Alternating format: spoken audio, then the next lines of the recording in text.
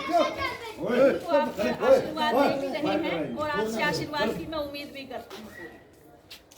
मेरे बुजुर्ग जितने आज बैठे हैं पंचायत घर में, मेरे लिए बड़ा सौभाग्य का बात है।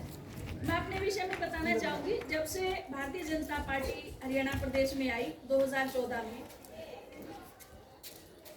हरियाणा के अंदर ऐसा गुंडा राज फैल चुका था। आजादी से लेके आज तक किसी पार्टी ने भी हमारे गरीब मजदूर मेहनती समाज की तरफ नहीं देखा। देखा तो केवल इतना देखा उन पार्टियों ने कि इस गरीब समाज की वोट लेने के लिए इनको गरीब सी तबके में कैसे रखा जाए। हमारे विश्वकर्मा समाज के लोग, हमारे ओबीसी समाज के लोग सब मेहनतकश लोग रहे।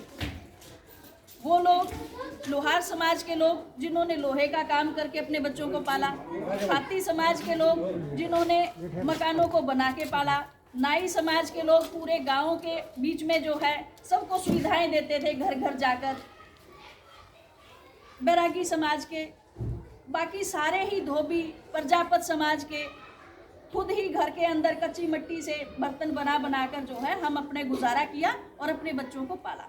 लेकिन अभी तक कोई ऐसी सरकार नहीं आई थी जिसने इस गरीब मजदूर समाज की आवाज को उठाया हो। उठाया ऐसे दबंग लोग रहे कि उनके पहले भी बतेरे किले थे और राजनीति में भी आ गए, सारे अपने बच्चों को लगवा गए और गरीब गुरबा समाज जो है वो वहीं तक मजदूरी करने तक सीमित रहा।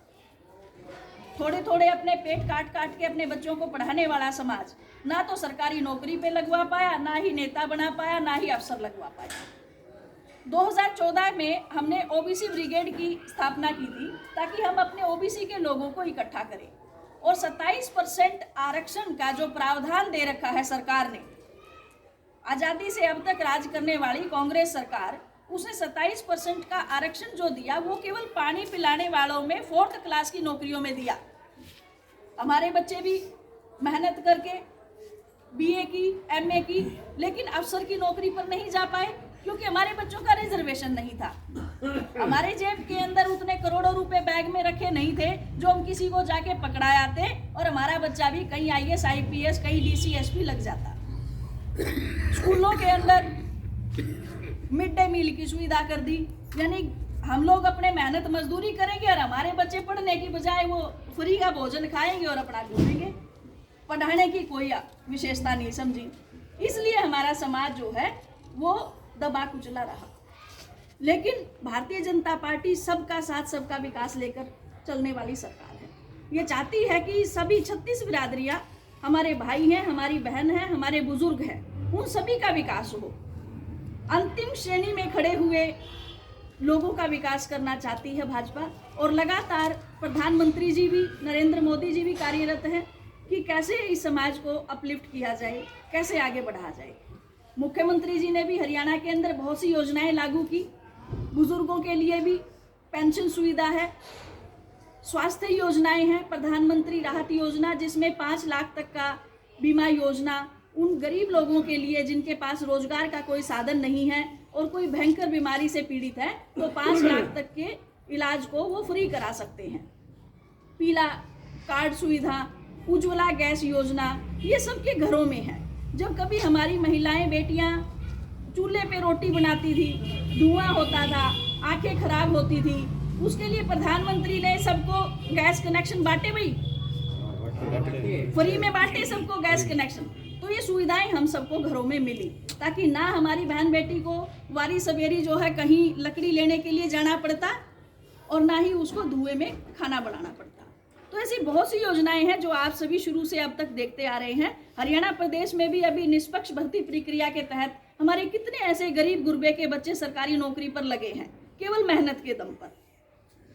कोई पर्ची नहीं, कोई खर्ची नहीं, कोई किसी की सिफारिश नहीं।